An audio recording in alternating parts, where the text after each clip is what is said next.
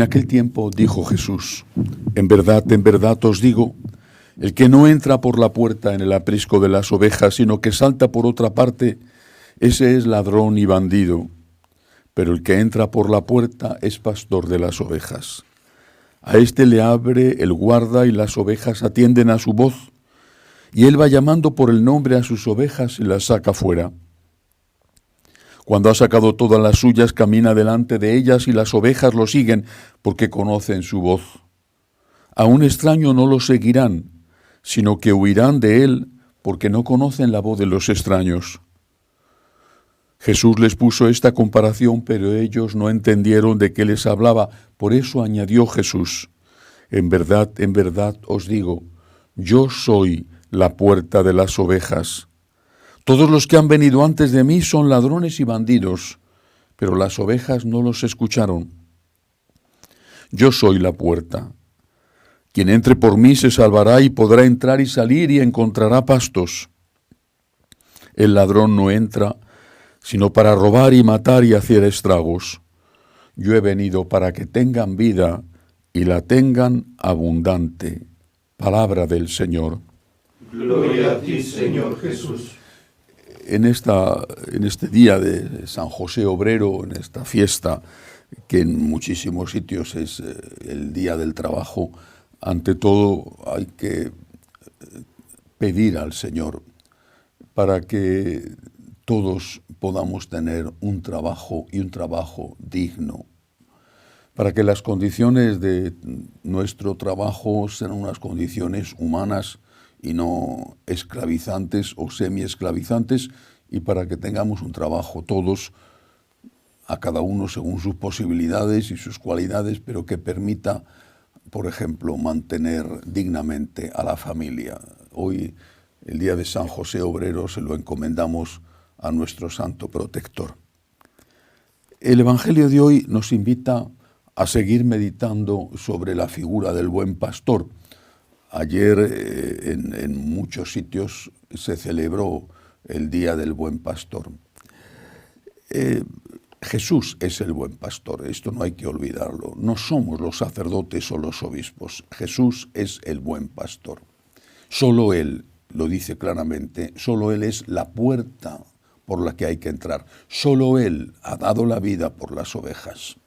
Los pastores, por lo menos en la España antigua, en la que yo nací y viví, porque hoy en día ya quedan muy pocos pastores, los pastores solían tener ayudantes.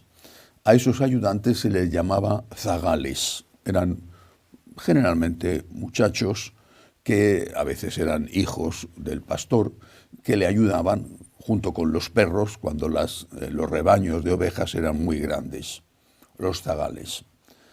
Jesús es el buen pastor y nosotros somos los ayudantes del buen pastor. El ayudante no se pone por encima o por delante del maestro al que ayuda, sino que colabora con él. Cristo es el buen pastor. Y nosotros tenemos que colaborar con Cristo, no sustituir a Cristo. Cuando Jesús enseñaba, decía: habéis oído que se os dijo, pero yo os digo. Estaba cambiando la ley. Y esa ley, al menos en algunas cosas la estaba cambiando, esa ley era sagrada para los judíos. Esto les molestaba mucho a algunos. Por ejemplo, estaba cambiando la ley en la rigidez con que se vivía el precepto de descanso el sábado. Pero Jesús podía hacerlo, porque solamente un legislador legalmente instituido puede cambiar las leyes. Jesús podía hacerlo porque Jesús es Dios, pero nosotros no somos dioses. La tentación del pastor, del sacerdote o del obispo siempre va a ser la tentación de la soberbia, de convertirse en Dios, es decir, de ponerse por encima de Cristo.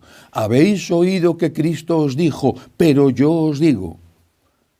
Insisto una vez más en la necesidad de no comulgar si no se está en gracia de Dios, en la necesidad de respetar eso para no ofender al Señor. Es algo que me preocupa por encima de cualquier otra cosa. No es lo único, pero esto es lo que más me preocupa por encima de todo. Y me duele tanto, muchísimo, cuando recibo correos casi diariamente de personas que se quejan de que sus sacerdotes que están invitando a todo el mundo a comulgar, y lo dicen explícitamente. Me decía, antes de ayer uno me decía que el sacerdote había dicho: acérquense todos a comulgar, estén como estén, no desprecien al Señor, decía, no desprecien al Señor que está aquí, en el tabernáculo, que está aquí, en la mesa del altar, no le desprecien rechazándole, no le desprecien y vengan a comulgar. Ignoro lo que hay en el corazón de esos sacerdotes, lo ignoro, no lo entiendo y me duele enormemente.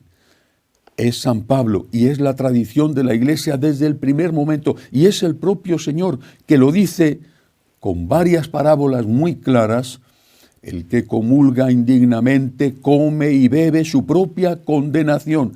Y esto no puede cambiarlo ningún cura del mundo, ni ningún obispo, ni el conjunto de todos los obispos, suponiendo que todos estuvieran de acuerdo.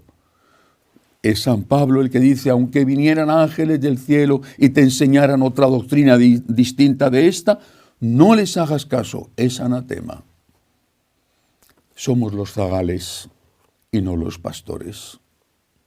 Somos los ayudantes y no podemos sustituir al pastor. No somos dioses. La primera tentación es esa precisamente, considerarte Dios y considerar que con los motivos que sean tú puedes decidir qué es bueno, qué es malo, aunque Jesucristo haya dicho otra cosa.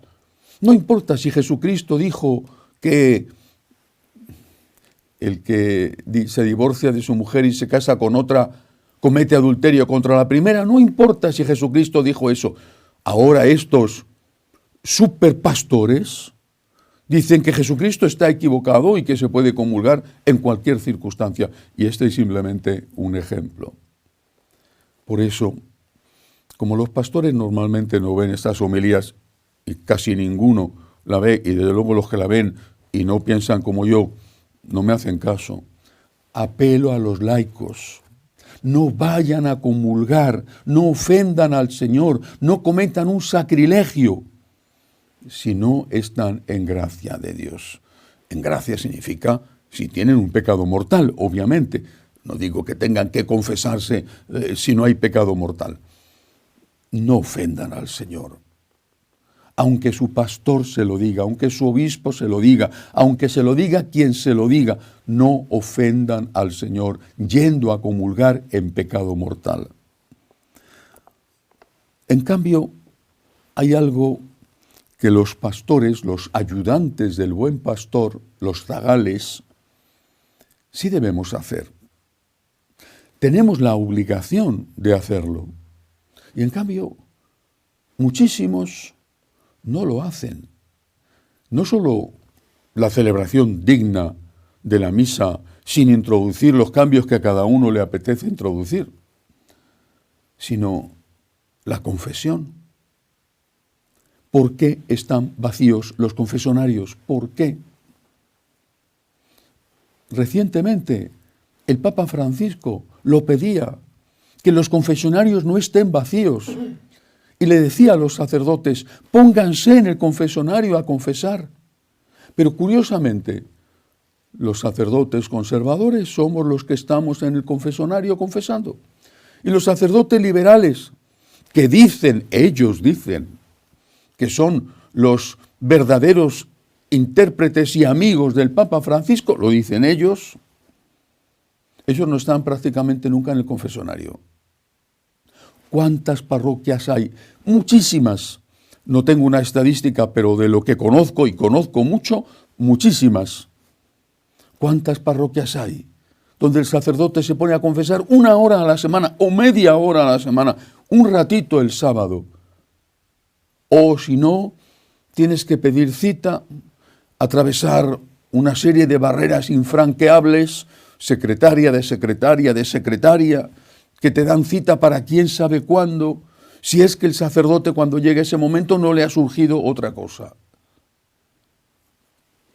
nosotros los sacerdotes somos los siervos de Cristo presente en la Eucaristía y los siervos de Cristo que a través nuestro da la absolución de los pecados. No entender esto es no saber lo que es un sacerdote. San Juan María Vianney pasaba tantas horas en el confesionario, tantas, muchísimas horas allí.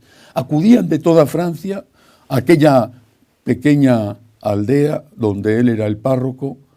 Acudían de toda Francia en una época en que no había el automóvil o el tren o el avión. Acudían para desahogarse, para buscar consejo, para confesarse. San Pío de Pietrelcina, exactamente igual. Han sido personas que se han hecho esclavos del confesionario. Y en cambio hoy los sacerdotes huyen del confesionario. Quizá, no todos los sacerdotes afortunadamente, pero quizá sea, no lo sé, porque es el único sacramento donde no hay dinero. Porque incluso si te piden que vayas a bendecir una casa, sabes que te van a dar algo. Y la celebración de la misa, algo por la intención. El bautizo, algo. En la confesión no hay dinero por medio. Y quizá sea ese el motivo por el cual huyen del confesionario. Somos los ayudantes de Cristo, buen pastor. No somos dioses. No estamos por encima de Cristo. Esto, que es de sentido común, cuánto quisiera que entrara en el alma de los sacerdotes, celebrar bien la Santa Misa, no ofender al Señor, invitando a que se cometan sacrilegios, estar a disposición de los fieles, confesando, proporcionándoles el mayor de los consuelos, el mayor de los alivios, la mayor de las gracias, que es precisamente recuperar la gracia de Dios. Que así sea.